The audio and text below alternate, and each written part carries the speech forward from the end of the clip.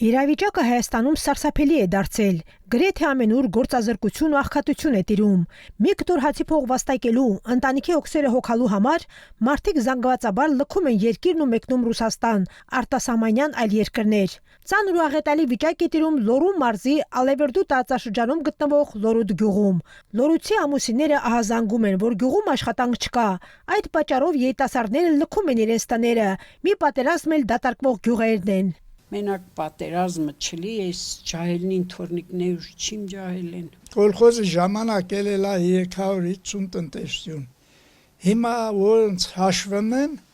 120-ը մի կերպ դզվում է, մի կերպ պատկերացու ինչքան է գնացել։ Իսկ բնակչությունը իմ աշխատել տարիներին մինչև 850 ընտրող ենք ունացել, մարդահամարի մասին չի խոսքը։ Մարդահամարը 1000 Իսկ հիմա 400 քանի հոգի է, կեսել էլ,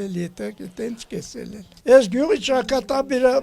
գրե բալի ասում եմ ես ասֆալտի հիման վրա, ստեղ եկողներ են, հաթամահան են, գան, սերունդ տան, ես ինչ իդեմ, չեմ կարա ես։ Քանի ջահ երիտասարդ ընտանիք է Երևան գնացել, ամբողջ անասուններում ծախում են գնում տներ առնում վարձով, լրիվ։ Ստեղ միայն անասնապահություն է, ուրիշ ոչ մի բան չկա, ասես դրա միջոցով կարանք շնչենք։ Ծանր սոցիալական պայմաններում են ապրում նաև Գյոչա մահալի Կարագայի գյուղի բնակիչները, որը ադրբեջանցիների բռնի վտարումից հետո հայերը վերանվանել են Ձորավանք։ Ինչպես Լոռուտում, այստեղ էլ գործազրկություն է տիրում, գազ ու ջուր չկա, ինչը ստիպում է մարդկանց, մասնավորապես երիտասարդներին, բռնել արտագաղթի ճանապարհը։ Որ աշխատանքելի ջահելները չեն գնա։ Աշխատատեղի ստեղծումը լի, ջրի խնդիր կա,